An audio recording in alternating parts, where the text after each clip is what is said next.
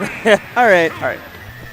We are into it in, I will say, this has got to be winner's bracket. Yeah. Winner's semis, I think.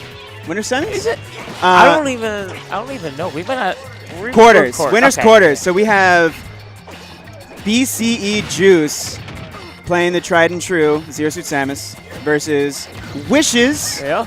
Rocking the Inkling as always. Yeah, Wishes has been doing pretty good. Like a terror. Yeah, like he won like the first Bears, I believe. Yes, he won the first Bears. First CodeName Bears. Yeah, first. And I feel like when people talk about how they don't like playing against Inkling, they're talking about Wishes. Yeah. They're talking about this guy because this guy has been doing it for, most people have been playing this game for a little less than a month. This man's been doing it for a while with this character. Yeah, and we're seeing it right now because he's got a decent lead right now. Yeah. And I mean, that's definitely kill percent if he gets like a roller hit. Yeah. I don't know if I like the parry from Juice because what do you get off of that? Yeah. He's still moving. And it's such a yeah, you can feel confident in your timing on the parry, but you don't really get anything and you're taking a huge risk. Yeah, with roller, it's best to just shield it. Yeah. And move on with your life from there. Shield it and pray they don't shield poke. But yeah, just a very confident first stock, only taking about 84% from Wishes. I think that was probably like an inked up back air. Yeah. Which is going to do it's going to have a little bit more punch. Swinging with the boost kick, that probably would have taken the stock if he was able to land it. Yeah, but he just kind of throwing them out. Like he threw one out like as soon as he hopped off the respawn platform. He was like, oh, he's just okay, that could be a lot. Oh, I like throwing the splat bomb out to try and catch the early mash, which 75%. You're not going to get an early mash. Okay, wow, that was a fast mash. Over 100, and he's out in like 2 to 3 seconds. Back throw, not quite going to do it. But it does allow Wishes to get some ink back, which is so much control. He hasn't lost his stock. He only took I feel like he only took about like 20 or 30% on that stock alone. Yeah, it's crazy. He's definitely gotten to Juice's head, and at this point it's just like you start like worrying because it's like, oh, I'm down. Yeah. I'm down 2 stocks. I wasn't able to close out the stock on my last one. Yeah, right. Yeah. I mean, I feel like there's a little bit of adjustment that players need to make going to a 3-stock meta. Not that there are a lot of brawl vets, there are a lot of, veterans from other games, but this is still if you played Smash 4 at all, you're used to a 2-stock meta. So this is there are endurance changes, there are changes to how much endurance you have to have over the course of a game. There are changes to how you have to adjust to swings and momentum. One stock doesn't, you can say there are 3 stocks, so each individual stock doesn't matter as much, but a 2-stock lead is so much bigger than a 1-stock lead. It really is. Yeah, just getting that extra breathing room it's always nice to have. Yeah, and then, for sure. With this game, because of how risky being off stages in general.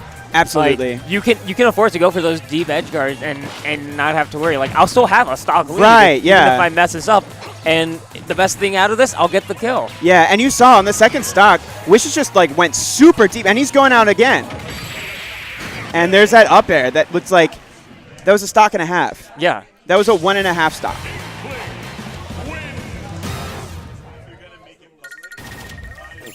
So yeah, Wishes, as you said, showing us why people hate fighting Inkling. Yeah. It controls. Looks I think he's switching to Corrin. Yeah, that's what I was thinking. Because he uses controls for Corrin. Yep. Most likely Corrin because he switched to tilt stick. Yeah.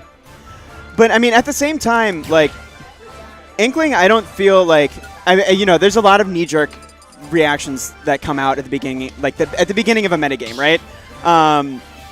But Inkling being insanely overpowered, I don't think is one of them. Yeah, I think it's definitely something that people have to get used to because, like, because the character's so different. yeah, That's the thing I love about a lot of these DLC characters is that they're so unlike things that we've seen in the game before. Like K. Rool's like his belly mechanic is That's like so cool, insane. yeah.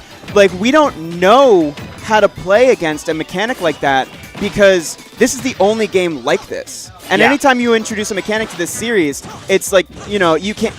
If you introduce parrying in like another traditional fighting game, there's like a body of evidence for how parrying works in other fighting games that you can go from. Yeah. But Smash is so different.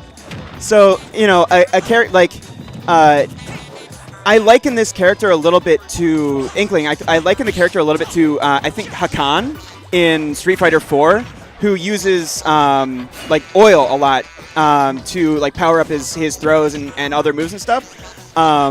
But this is like not so much powering up your own character, but you're just like doing more damage to the other character. and like that's definitely fair because like when you're covered in ink, you're gonna play more defensively rather than aggressively, and you could end up making some mistakes because of that. Like, cause playing too defensive in this game is always a risk. Also, we should point out we both called the switch to Corrin, but it is actually Marth. Yeah, he has. Juice has talked about wanting to like feeling good about Marth in this game, wanting to play Marth in this game, and it's looking okay, I would say. You know, 131, any kind of strong tipper, forward tilt, up air, any of them could do the job, even on a stage which is now as big as Town and City. Yeah. Yeah, that's another thing that people have to get used to, like the different blast zones on the stages, because Town and City went from one of the smallest stages to like the largest. Right, yeah.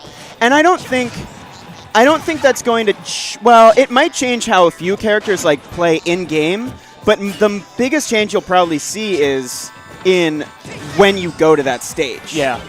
Because I mean, you still want to take stocks. Like that's the end of the game. That's the name of the game. You have to do your damage, you have to take your stocks. And how you do that is like, you know, you still have to land a strong move regardless of if it's WarioWare or Town and City. Yeah.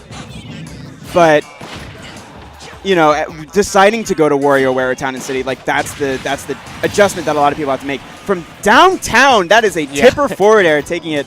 I mean, the Wishes looked like I think he was at like 160 or so. Yeah, he was at like over 150. So like almost any straight hit was gonna start to kill. Yeah. Eventually. That's also like I feel like that's a crazy duality about this game too. Like I feel like you see characters a lot of time dying either like 80% or 180%. Yeah, it feels like there's very little middle ground. Like that was like an 80%. Yeah. I mean, first of all, that was a. I don't know how much you can count the damage after that up smash because that was like inked up, charged up smash off of a roller, which does so much damage. Yeah. And already, like the splat bomb, he's gotten that debuff back pretty much. And that's one of the things that I think that we'll have to see is, do you have to play differently when you're at high percent and inked up? Like, do you have to give Inkling that much more respect, or just assume that your neutral is strong enough to try and avoid that hit that will kill you? Maybe, I don't know, 15%, 20% more earlier. Yeah, like. And there it is. That should be the game. Yeah. Like. This character's crazy. Yeah. No, it's okay. Abs is calling Bayonet over here. I disagree.